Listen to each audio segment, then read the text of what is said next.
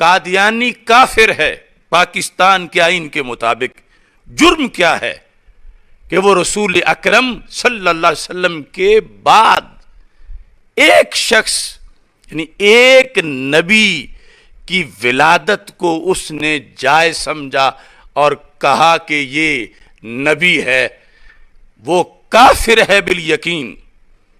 تو جو شخص رسول پاک صلی اللہ علیہ وسلم کے بعد 12 نبیوں کو مان رہا ہے، وہ کتنا بڑا کافر ہوگا؟ قادیانی کے کفر سے بڑھ کر اس کا کتنا بڑا کفر ہوگا۔ اور آج میں مذمت کرتا ہوں ان تمام پیروں، مولویوں اور ان تمام ذاکروں اور جاہلوں کی کہ جو جہاں توہین ہوئی نہیں تھی وہاں توہین کی FIRیں کٹوانے پر پھر رہے ہیں، احتجاج کر رہے ہیں، اور جہاں ختم نبوت پر قادیانیت سے بڑا حملہ ہوا وہاں سب کی زبانیں گنگ ہیں، وہاں چپ ہیں سارے۔ کیوں نہیں بولے آج تک؟ اور کیوں نہیں بول رہے؟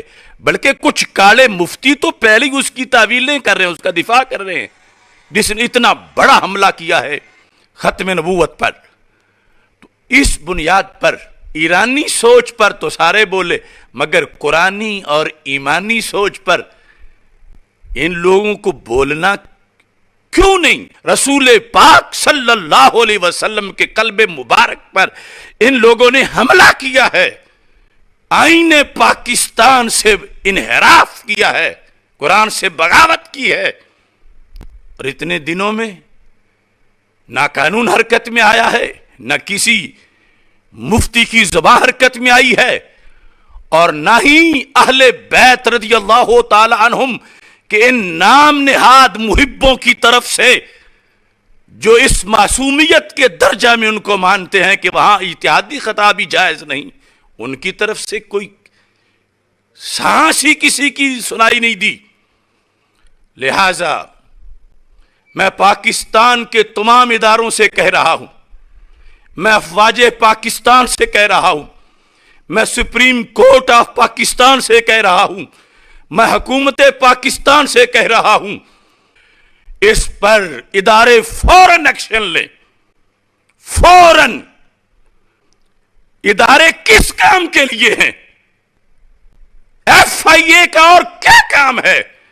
ایجنسیوں کا کیا کام ہے؟ کیوں نہیں آواز آج تک بلند ہوئی اور کیوں نہیں اس پر ایکشن لیا گیا؟ کیا ہم ہر چوک بند کریں تو پھر ایکشن لوگے؟ فوری طور پر ایکشن لیا جائے اور پاک اسمبلی کی کاروائی میں اس جملے کو 1 سیکنڈ بھی نہ رہنے دیا جائے اور وہ حکم لگایا جائے جو ہم قرآن و سنت سے بیان کر رہے ہیں۔